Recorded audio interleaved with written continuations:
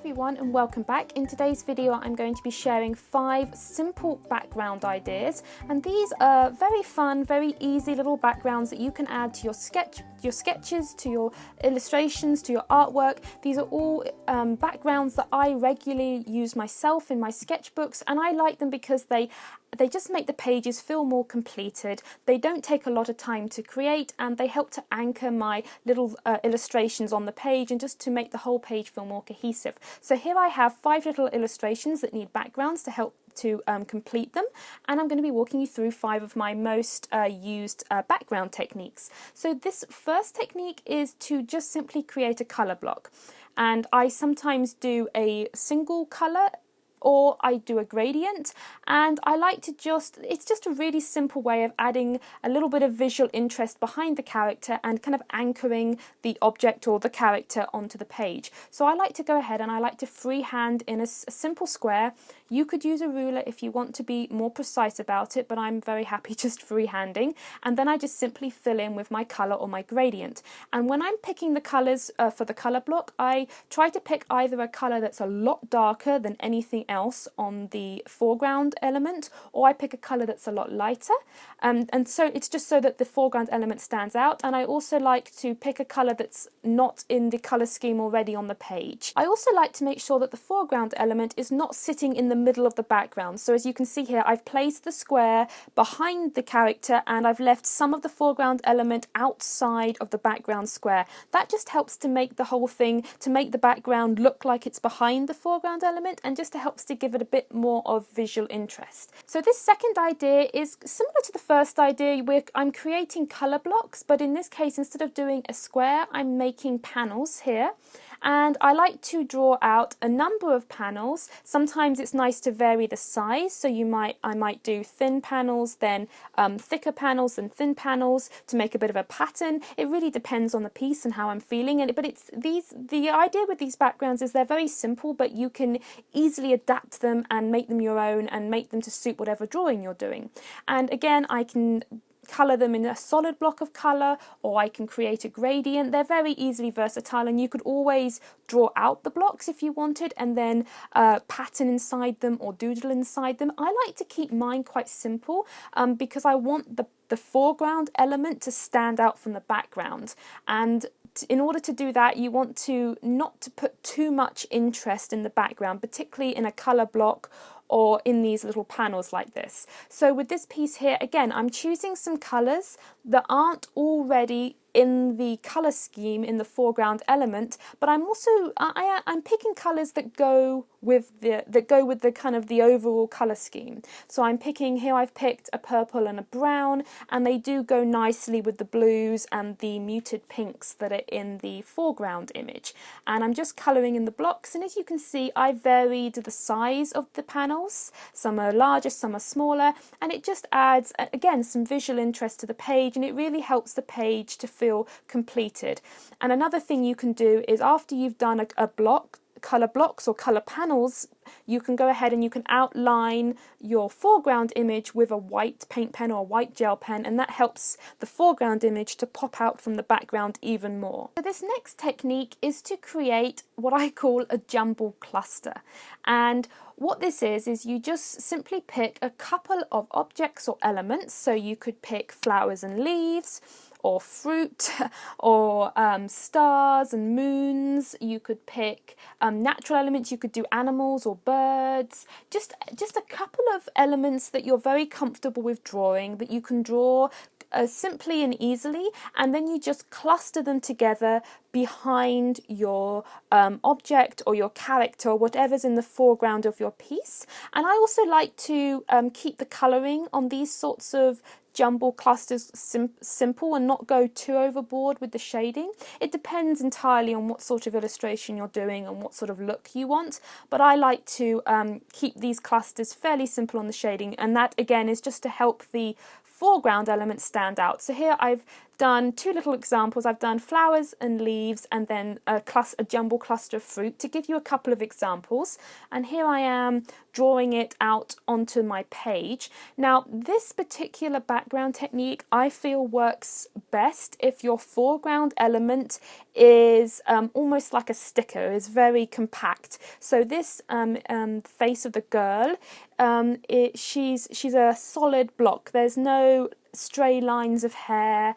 It's all compact. I think if you were trying to do this sort of background pattern on a drawing that had, for instance, like the next drawing that I'm going to show you in a moment, the vase of flowers, it would be very difficult to do it, and you'd end up having the vase of flowers, or if you were doing lots of wavy hair with lots of thin lines, you'd end up having the background and the foreground merging a lot. So I think this doing a jumble cluster background really works if you have an element in the foreground that is a compact element and also that's quite bold. This background is the most complicated that I'm going to show you today. So I think in order for it to not overstand out, it's nice to have the foreground element very bold and bright. And I really like to incorporate a lot of flowers and a lot of leaves and natural elements in my pieces. So this is one of the things I really like to do. Now, I've just clustered the elements around her head, and I've sort of done 3 clusters. I like to work in threes. Working in threes, whether it's colours or objects or embellishments or whatever you're doing, it often works really well. So I've kind of done 3 clusters around her, around her hairline. But you could go ahead and you could fill the entire page with this cluster, this jumble cluster technique, and that would also look really nice, I think. Or you could almost draw out a square and fill it as well. But I think this technique works very nicely if you fill the entire page, or you just fill around the character a bit.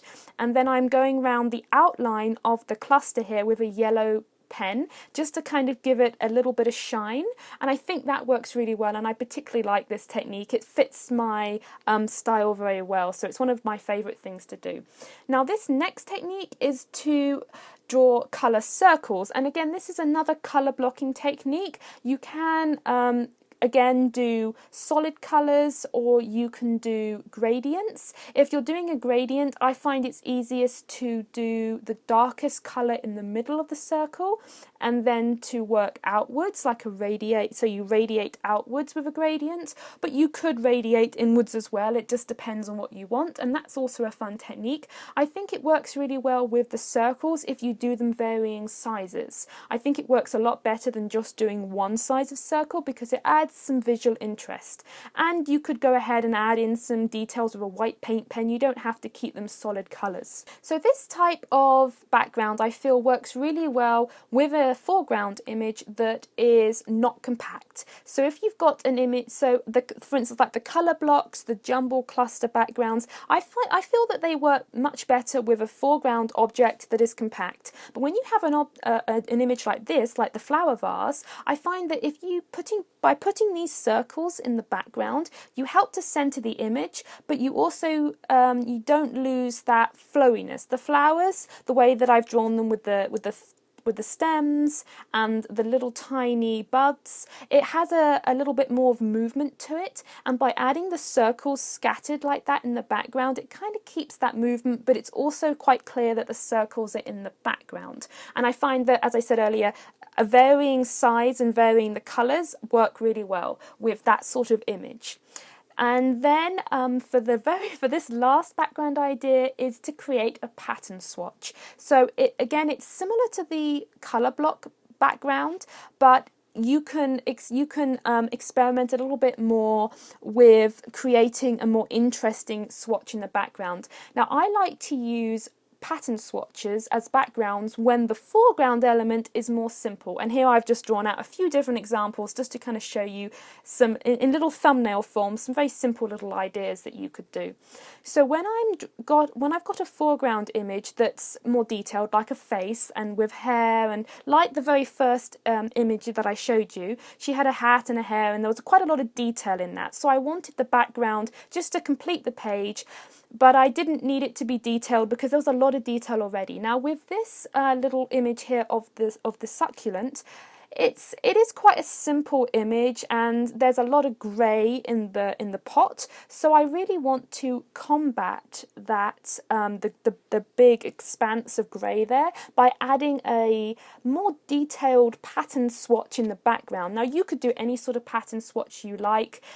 Stripes is very simple, and I used my ruler there just to get some straight lines, but you could do any sort of pattern you want, and it's also quite nice to practice some different sorts of patterns. And if you come up with one that you like when you're making these backgrounds, then you can go ahead and reuse it in other work or draw it up again. I like to experiment a little bit, and I often come up with some very nice patterns by using this technique. So with the colours, I chose some pinks because the succulent had a little bit of purple in it already, so the pinks would go nicely, and also pink and grey go really nicely, and pink and green go really nicely. So it's quite important with the background panel when you're doing a pattern swatch like this to pick some colours that will go really nicely with all the colours in your foreground element. And I think it's a really nice way to complete a page like this, because when you're drawing a little object that's not very complicated like this, it's a really nice way of making the page even more interesting. And I love adding these little backgrounds. It's nice sometimes just to draw objects on their own, and I do like doing that, but a lot of the time I feel like I want to add a little bit of a background just to make the page more interesting, and to make the sketch or the piece or even the smallest little doodle feel like more of a complete illustration. And I find by just adding a very simple background, whether it's a colour swatch, whether it's a few flowers or a pattern swatch, or even a few circles, you can make a random object suddenly feel like a complete illustration by just adding a little bit of a background. And these are some of my favourite techniques, and these are ones that I use all the time. I really hope you enjoyed this video. Which of these pages did you like best? Make sure you leave me a comment down below and let me know, and also let me know if you have any suggestions for simple backgrounds that you use in your sketchbook or artwork. Anyway guys, I hope you enjoyed this and found this video helpful, and I will see you again next time.